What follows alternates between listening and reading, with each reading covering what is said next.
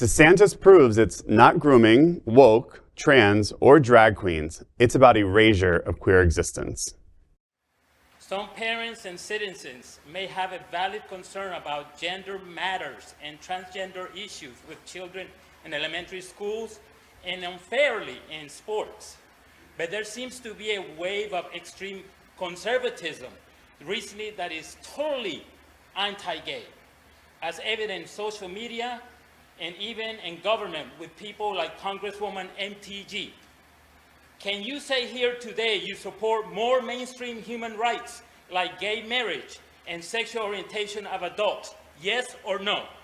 So there's a lot in that. I don't know where you're necessarily going, but look, what we've done with the schools is say, it's inappropriate to be having these students exposed to curriculum about things like transgender ideology. It's wrong for teachers to probe their sexuality, but that's just saying what's appropriate for education. And we want to focus on the basics. We want math, we want science, we want reading, we want writing, we want arithmetic, we want all those things. And that's really what, all that other stuff in terms of what people are saying, I don't know. I could just tell you what we're doing in the state of Florida. Yes, ma'am. A reporter recently asked Florida Governor Ron DeSantis if he supported more mainstream human rights like gay marriage and sexual orientation of adults, and DeSantis refused to give a yes or no answer. Instead, DeSantis gave a roundabout answer in which he defended Florida's law banning discussions of LGBTQ+ issues in public schools through 12th grade. DeSantis said, quote, "It is inappropriate to be having these students exposed to the curriculum about things like transgender ideology. It's wrong for teachers to probe their sexuality, but that's just saying what's appropriate for education, and we want to focus on the basics," end quote. But the reporter reiterated to DeSantis that they were asking about adults, not children. DeSantis ignored the clarification and called on another reporter. The governor has supported several anti-LGBTQ+ policies under the guise of protecting children from sexualization, but the non-answer suggests he's also unwilling to support the rights of LGBTQ+ adults. According to a survey from the Williams Institute, DeSantis' ruthless campaign against LGBTQ+ youth in his state has led to more than half of LGBTQ+ parents to consider leaving the state. The survey found that LGBTQ+ families feel less safe after the Don't Say Gay law's passage and DeSantis' numerous attacks. DeSantis' trans healthcare bans are partially struck down by federal judge. A ruling from the U.S. District Court Judge Robert Hinkle today grants a preliminary injunction that blocks enforcement of a law signed by Governor Ron DeSantis and rules from the Florida Department of Medicine. Those rules prevent a group of trans youth who sued the state from accessing widely accepted care, including puberty blockers and hormone therapy, and the ban on treatment has been paused while their legal challenge plays out. In his ruling, Judge Hinkle writes, quote, "The elephant in the room should be noted at the outset. Gender identity is real. The record makes this clear. The medical defendants, speaking through their attorneys, have admitted it.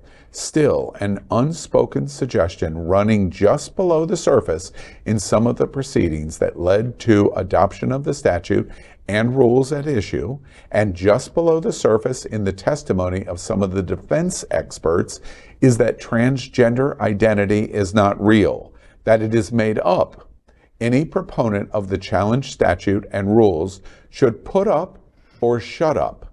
Do you acknowledge that there are individuals with actual gender identities opposite their natal sex, or do you not? Dog whistles ought not be tolerated," end quote. We begin with queering up breaking news. Don't Say Gay expanded to all ages in Florida public schools.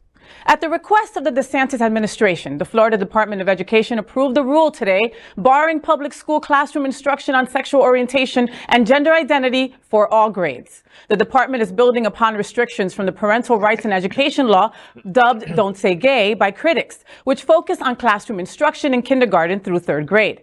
The rule prohibits teaching about sexual orientation and gender identity in grade 4 and higher unless required by state academic standards or part of a reproductive health course of lesson. Teachers who violate the prohibition could have their licenses suspended or revoked. The rule goes beyond legislation the Republican majority legislature is considering, which would expand the prohibition of classroom instruction through 8th grade. State Education Commissioner Manny Diaz Jr. said, quote, "The teaching of our standards is what should be going on, and none of this material is covered in our standards," end quote. History made as Florida LGBTQ+ caucus elects trans man as president and trans woman as vice president to fight DeSantis. Already this year, the greatest number of anti-LGBTQ+ laws in history have been introduced in Florida and across the USA. Widely understood, these culture war opportunities are for radical conservatives and evangelicals to win elections at the expense of our LGBTQ+ children, drag queens, and more. But the top attacks are reserved for the trans community. The most marginalized are always the most defenseless. All the more reason to celebrate what Florida LGBTQ+ Democratic Caucus did this week. They are the largest queer political activist grassroots organization in Florida with more than 20 chapters across the state. President Stephen Gaskell turned the reins over to the newly elected President Nathan Brummer and Vice President Kristen Browdy. The historic nature of this new leadership is that Brummer is a trans man and Browdy is a trans woman. The membership of the Florida LGBTQ+ Democratic Caucus will have 2 trans community leaders to take on Governor DeSantis and the radical agenda of the GOP. Brummer is a well-known activist that served as LGBTQ+ state advocate under Commissioner Nikki Fried. Browdy is the past chair of the National Trans Bar Association. In the past week, there have been 17 arrests or convictions of adults accused of having sex with children. Of those 17, 14 were pastors or youth pastors at Christian churches. One was the husband of a youth pastor. One, a police officer. None were drag queens.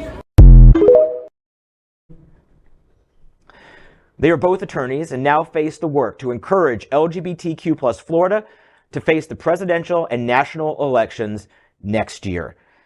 The LGBTQ+ community is shocked as new Pride street painting is vandalized in Fort Lauderdale, the gayest place on planet Earth.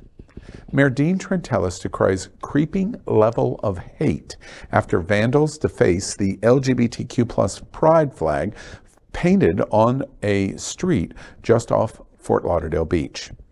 The mayor says the LGBTQ+ Progress Pride flag was damaged intentionally.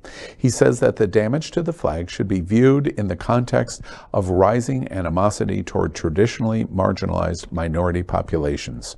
Trentalis, the city's first openly LGBTQ+ mayor, presided over the unveiling of the flag on just February 10th, the day before the Pride of the Americas parade and festival at the beach. According to Detective Ali Adamson, a department spokesperson, the Fort Lauderdale Police Department is investigating the incident. The flag measures 75 feet by 18 feet, is in the design of the Progress Pride flag, most of which consist of the 6 rainbow stripes that are a familiar symbol of LGBTQ+ Pride. It also includes the triangular black and brown stripes to represent people of color and baby blue, pink, and white stripes to include the colors of the transgender flag. City spokesman Arlene Borenstein said this total project, including asphalt work, cost $77,375, and the flag was painted on Sebastian Street between State Road A1A, affectionately called Gay 1A, and Seabreeze Boulevard, which is close to the famous LGBTQ+ beach of Fort Lauderdale. Stay tuned at the end of tonight's broadcast for a special exclusive interview with Mayor Trentalis regarding the issue.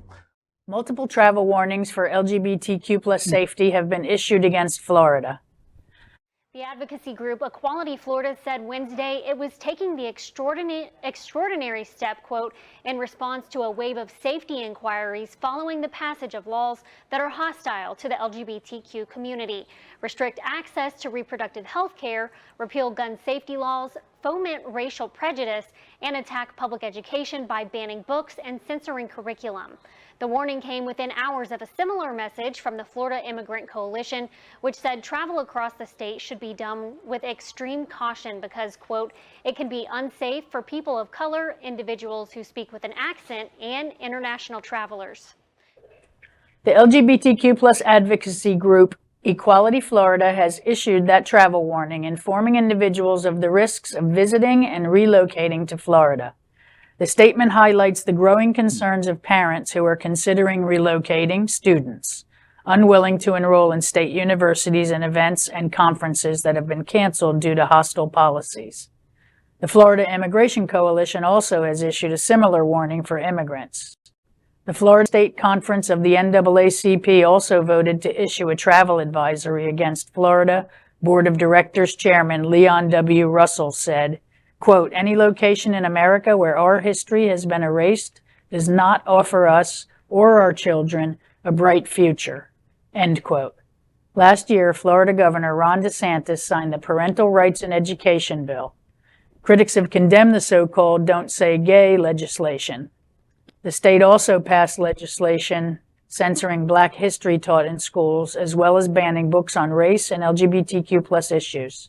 This year also, the trend continues with his administration finding ways of discrimination against the community. The governor's talking about expanding the law to all grades. He's quietly signed a bill that allows residents to carry a weapon without a license, training, or background check. Florida has also banned abortions after 6 weeks. Violence and legislative attacks on LGBTQ plus lead the HRC to declare a national state of emergency. These aren't isolated. We can see a pattern, and the pattern has really been building. And I think it's something that we're going to have to continue to monitor very closely going into the end of Pride Month. Sam Jones is with the Armed Conflict Location and Event Data Project. The project found anti-LGBTQ plus mobilization in the U.S. increase more than 4 times from 2020 to 2021. This year's incidence of political violence targeting that community already exceeds the total number of attacks reported last year. The Proud Boys and Oath Keepers, some of whose members stormed the Capitol on January 6th, are some of the same groups targeting LGBTQ plus events. Who brought the pedophile? Earlier this month, authorities say Proud Boys members showed up at a drag queen story hour in San Lorenzo, California, shouting transphobic slurs. These people should be put to death. That sentiment echoed in Texas, but this time in a sermon at a church outside of Dallas. They should be lined up against the wall and shot in the back of the head. Extremism researchers say disinformation and a wave of legislation targeting the LGBTQ plus community is fueling the rise in attacks. Through the rest of the year and going into the midterms, where I think this is just going to be one among multiple issues where far-right groups like the Proud Boys and others are going to be trying to ramp up tensions and ultimately possibly escalate violence. Well, less than a month since issuing a travel advisory for LGBTQ plus individuals who might plan to visit Florida, the Human Rights Campaign, the nation's largest LGBTQ plus advocacy group, has issued a state of emergency today for the LGBTQ plus community. Across U.S. state legislatures, at least 417 anti-LGBTQ plus bills were introduced in roughly the first quarter of 2023, a new record and twice the number of such bills introduced all of last year, according to the American Civil Liberties Union data. They include pronoun refusal laws, forced student outing laws, anti-drag bans, and Don't Say LGBTQ plus laws. The HRC has insisted it will not back down from attacks on the LGBTQ plus community, saying, quote, LGBTQ plus people nationwide will not be erased, not now, not ever, end quote. The White House goes over the rainbow for the second time in history and behind the scenes at Respect for Marriage Act signing. Yesterday, Queer News Tonight was the only LGBTQ plus media in the world that was live at the White House for the historic signing of the Respect for Marriage Act. Our broadcast went live to the nation at 3 p.m. Eastern as we reported on the largest gathering on the White House lawn in 2022. Happening Out anchors Todd and Jeff Del May shared the inside story with our viewers with images of the ceremony. And last night, in a celebration of the historic event, the White House was illuminated in rainbow colors in support of the LGBTQ plus community. Todd and Jeff were honored as plaintiffs of the 2014 Florida Supreme Court case that overturned Florida's constitutional denial of same-sex marriage. They had front row access to the event and personal interaction with both President Biden and Vice President Harris. Tomorrow, we invite you to tune in tonight as I will have an in-depth conversation with Todd Del May of all the behind-the-scene moments of this historic event. You're going to learn more about who he bumped into and a cavalcade of the LGBTQ plus and ally advocacy in America. Tune in tomorrow for this fascinating secret behind-the-scenes moments in pictures and sound that will make this moment even more special for the South Florida and American queer community. We are Queer News Tonight, the world's first and only live daily LGBTQ plus evening news show from Happening Out Television Network. In the model of PBS and NPR, we educate, inform, and entertain by supporting the 10 pillars of the LGBTQ plus community, with more than 100,000 a week watching on Roku, Apple Television, and other channels. To keep the stories going, we accept donations with 100% transparency. Stay updated and live authentically with Queer News Tonight.